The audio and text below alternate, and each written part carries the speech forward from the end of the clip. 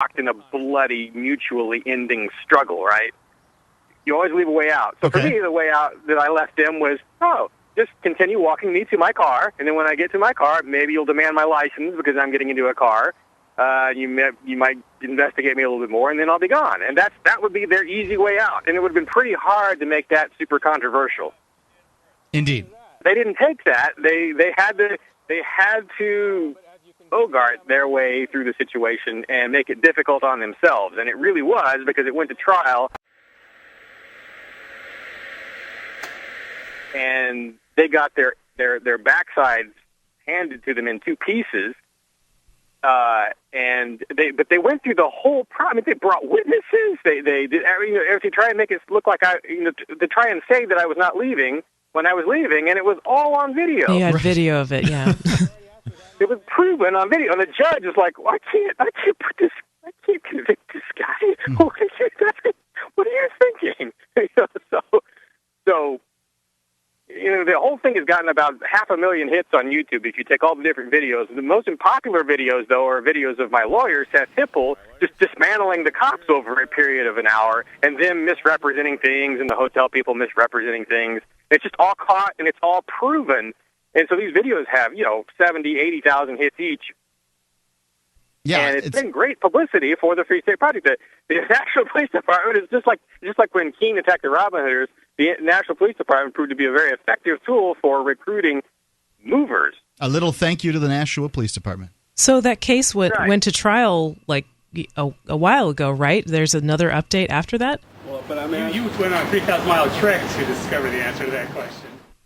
It was almost 2 years ago when it went to trial, and since then, we just basically sued them after the trial. I mean, it wasn't so much like all the paperwork was filed, but it was just communications between my law firm, different lawyer actually, with the same law firm. Communications between him and the city of Nashua has been going very slowly. There's a 3-year deadline that has to be met before, when papers have to be filed if we're going to actually do a full-fledged lawsuit. And anyway, the news is, the reason I called is because I have asked my lawyer to go ahead and file the papers, that we're to go forward with the lawsuit. Colin, if Nashua Police Department is so concerned about property rights, why did the Nashua Police Department arrest Mike Gannon for videotaping on his own property? No comment to that. Because the fact the city's just been dragging its feet about even replying to him. They just don't talk to my lawyer practically. Yeah, well, not a surprise that what do they want to communicate to him about? They've lost their case, So why in the world would they want to give you any information? So, Dave, just to clarify, are you suing the Nashua Police Department or the Secret Service or both? It'd be the city of Nashua. My law firm is advised against suing the Secret Service. They don't think we'd get as far going into the Secret Service. They think the weak point. I would guess not. Yeah. Okay. Wow. So, I mean, what are you asking for in the lawsuit? Are you allowed to talk about that? I think it's not going to be that much. I mean, I've been urged not to make the numbers that high. So the last we talked about it, it was just in the tens of thousands. It wasn't the hundreds of thousands. But that could change. They could have different ideas. I don't know how it will work, and I don't expect the legal system to come through for me. Right? I mean, this is just something I'm doing because it's really not much work. I'm just going to let it play out and let them sweat.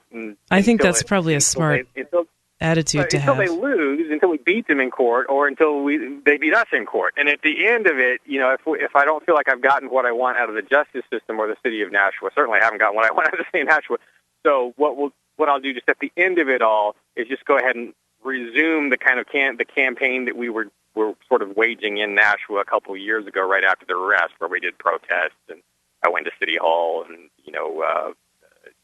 City Hall meetings and stuff like that. We'll just resume something like that for a period of time until certain limited demands are met, I guess. Yeah, are you asking for an apology or anything like that, or is it just financial restitution? Well, right now we're just suing them because they're not really not responding to our questions. We had certain demands, yes, that we sent to them that were rejected. The first one was just fire the officer that arrested me. They rejected that. And the next one was, okay, the next one would have been one in the middle there, but there was another one where we said, okay, here's 4 options. One of them, I can't remember what all of them were now, but one of them was just let me into the jail. I'd like to film the jail. I could use more video of jails, and I would like to show the public what I experienced. Interesting. So that would be one thing that would move us forward. I don't think by itself it would solve the whole question, but if you would let me do that, then definitely we're on the right track and we're moving away from a lawsuit, right? Well, they wouldn't even respond. They never even answered, as far as I know, unless they responded and we never got the response. Wow. Well, I wish you luck, Dave. I think this is. Yep. I'm scared that it's.